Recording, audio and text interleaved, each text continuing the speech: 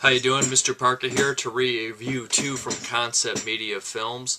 We're reviewing Midsummer's Nightmare and Midsummer's Nightmare 2, Summer's End. Obviously, the title is a take on Midsummer's Dream from William Shakespeare, I believe, or A Midsummer's Dream, if I'm remembering that title correctly.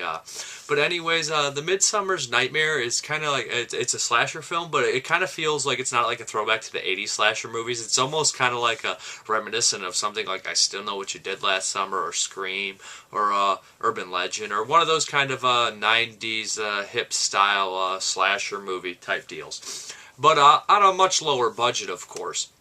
We have a group of, friends who are throwing this Halloween party in the middle of June, and some people start disappearing, start getting picked off. I will remark that these kids don't really worry as much as they should, I think. They don't call the cops as much as they should, and most of the characters are really cruel or very mean or douchebag-like. Jesus Christ! I'm sorry, I didn't mean to startle you. It's fine. Luckily I didn't burn myself. I really am sorry, ma'am. I thought you saw me. Well, I didn't. I'm your new neighbor, by the way. My name is Rob. Charmed. Pleasure to meet you, Charmed. I apologize, ma'am. I'm a bit of a morning person. Fascinating. You're not much of a morning person, are you? Hardly. Again, sorry. It probably doesn't help I haven't had much human contact outside of work. See, I just moved here from Kentucky, and I haven't had a chance to make many friends. That sucks. It really does. If you and your roommate ever want to hang sometime, Charmed, I'd love to... First off, my name isn't Charmed. It's Liz. And secondly, my roommate has a boyfriend. And I'm sure he wouldn't really like if the redneck next door were hanging around.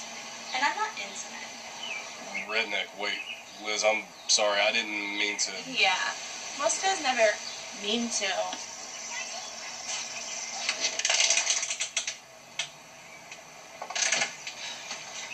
Except pretty much the character Rob, who's a very, very likable character, and maybe the main character Audrey is a decent character as well, but her friend is just a very, very dislikable character.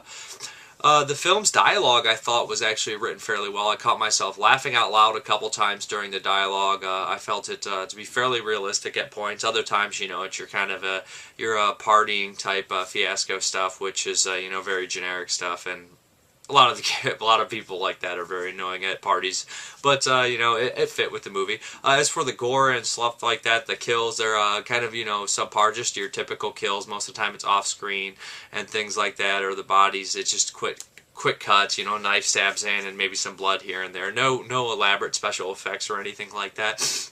Thought the acting was fairly decent as well, and like I said, the dialogue was alright, and not the most amazing, groundbreaking movie or anything like that will completely change the scope of the slasher movie, but it was a decent, low-budget slasher film that was kind of reminiscent of the 90s, late 90s slasher films, that you really don't see those kind of movies coming out anymore.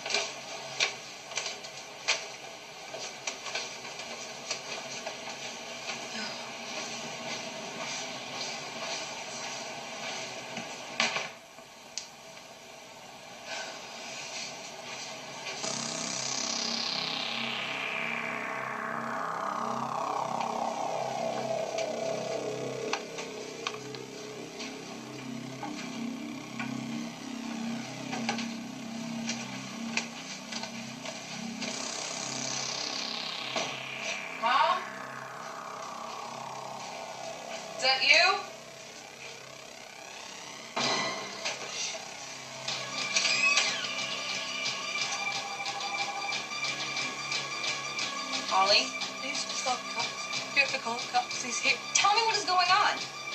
Polly. Polly, are you there? What the fuck?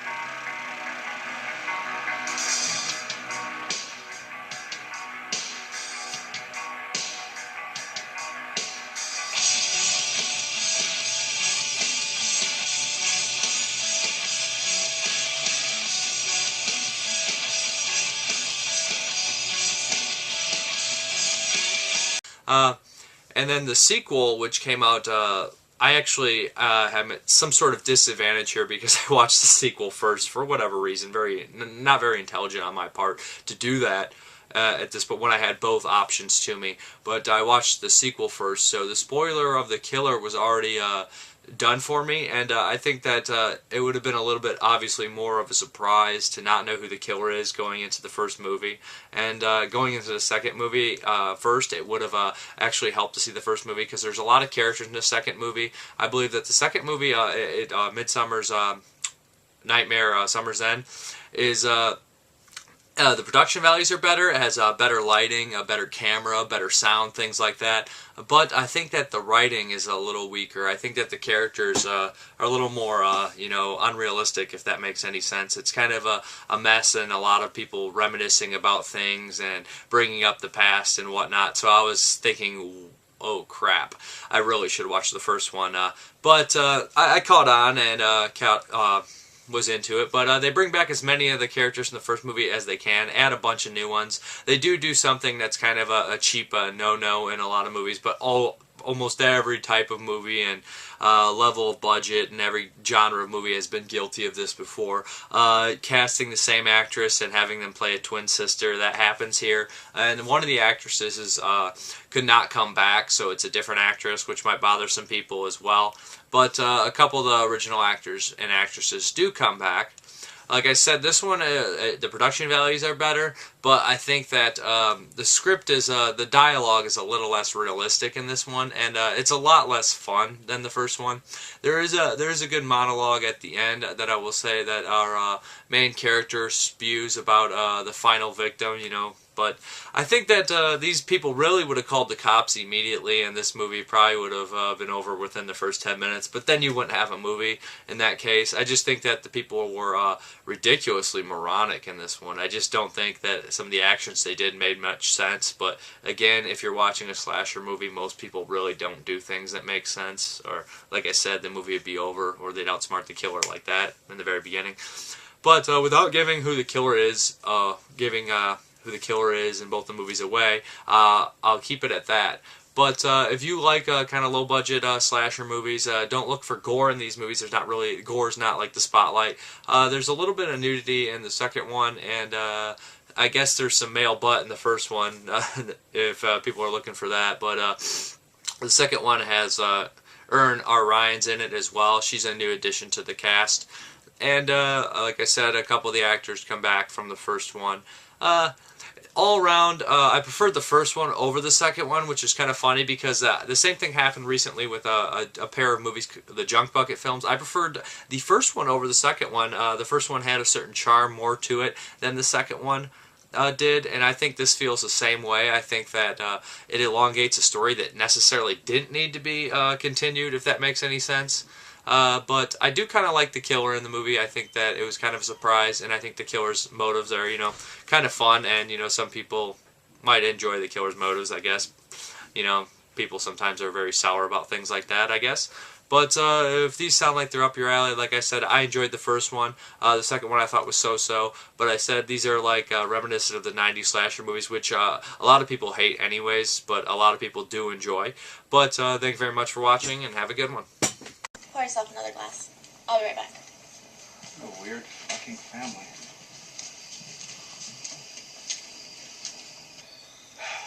Fuck it, I'm going to bed.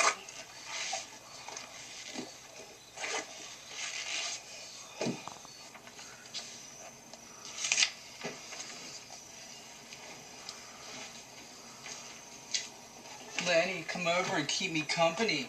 I'm all alone and scared. Ha, the last time at least I got a blowjob out of this. Oh, I fucking love cookie dough, man.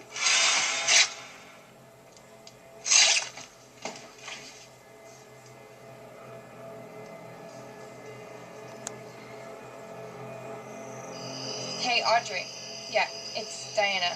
Where are you? I know I'm supposed to be at your apartment, but I stopped by Greer's for, but I'm out front and there's nobody here and all the lights are turned off and they're supposed to be here.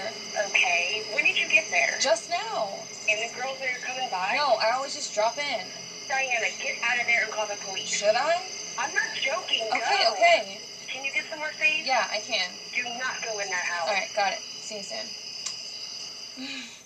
I didn't know how long you'd be. Sorry, I had to talk to Cadence about something. She a pain like most stepsisters are? No, actually, she means a lot to me, weirdly enough. I wish my stepsister meant that much to me. She's just a spoiled little brat who gets whatever the hell she wants. So you maybe want to know something? Huh? I'm sorry, what's up? Really? You couldn't keep your hands off of me in the taxi. Now you're completely oblivious. I mean, most guys would appreciate a woman who looks like me in your bed, ready to fuck. Dude, I've got some shit on my mind, okay? Oh, really? I think it's just a case of whiskey dick. No, it's called Dysfunction Junction, my family edition. Is that it? Your family has always been a little screwed up. Oh, cool. Thanks for the reminder. And how are things going in the trailer park? Or is the PC term mobile home court these days? Oh, fuck you, Vincent. I am totally out of here. Yeah, call me. Bitch.